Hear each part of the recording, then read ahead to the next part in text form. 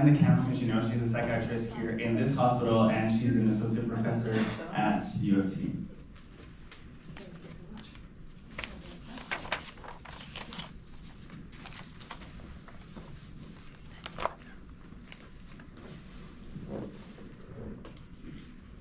Greetings and gratitude. Managing invisible indoor air quality matters, as 3.8 million people die each year globally from indoor-related illnesses. Most outdoor pollutants are actually encountered indoors, as we Canadians spend about 90% of our time indoors. I'm going to go through 6 risks. The first one is smoke. It contains small particles, SP 2.5, which you have just heard about, but it also contains much smaller particles and larger particles, which you see on the right side of the slide. These cause damage, inflammation, and downstream effects that we don't really know about yet. Although there is no known safe limit, regulators have set a reasonable risk limit that allow us to function. But risks include lung cancer and also end organ inflammation, including the brain. Number 2, hospital-acquired infections occur at a rate of 8%, and this yields 240,000 hospital-acquired infections and about 8,000 deaths in Canada per year. These are mostly from antimicrobial resistant pathogens. The picture on your right shows how pathogens really spread around a room.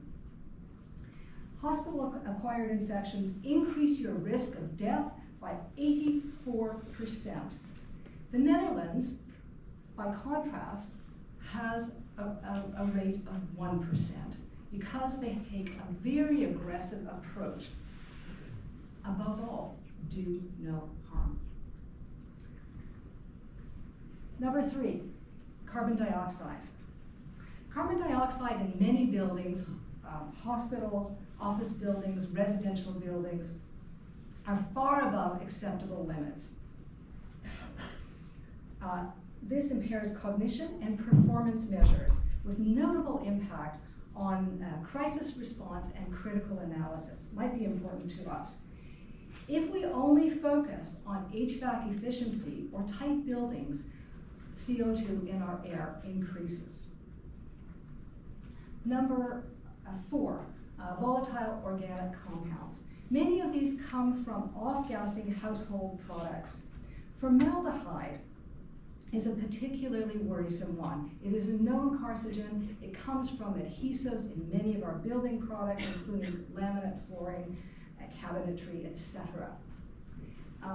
BTEX stands for these 4 compounds that you see there that come from gas. You will encounter these as you are trapped in traffic up on the right, and if you park your gas car in an attached garage. Increasing exposure to BTEX increases your mortality, and we do not know of a top limit here. Number 5, forever chemicals. Forever chemicals have an almost unbreakable fluorocarbon atomic bond, so they're great for nonstick pans, rain gear, stain resistance. They're also, unfortunately, in our drinking water. Watch Dark Water's documentary for this unbearable but fantastic story. If a substance is banned, industry responds by adding an atom. This cat and mouse race has yielded over 5,000 of these toxic chemicals now everywhere in our environment around the world. The same is true for bisphenol A and flame retardants. The latter were put in kids' pajamas in the 1970s while I was a kid.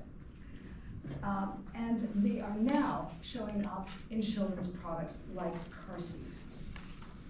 Number 6, radon. Radon is a radioactive natural substance that leaks into our homes from soil and water. Governing bodies have set high acceptable limits, unusually high acceptable limits, where there is no known safe limit. The safe limit for non-smokers, at the safe limit for non-smokers, they have a 1 in 100 lifetime risk of lung cancer, and smokers a shocking 1 in 10 lifetime risk. Living this experiment with no ethics approval and no consent is simply a bad idea, but here we are. So altogether, these indoor air pollutants cause skin and brain problems, cancers, immune suppression, fetal impact, etc. What can you do? Think of your risk as duration, concentration, and frequency. When you can't control the source, think about N95s, optimizing HVAC, portable air purifiers, open windows when you can, consumer and education choices. This is our power. And finally, join us at Inhale and at the Coalition.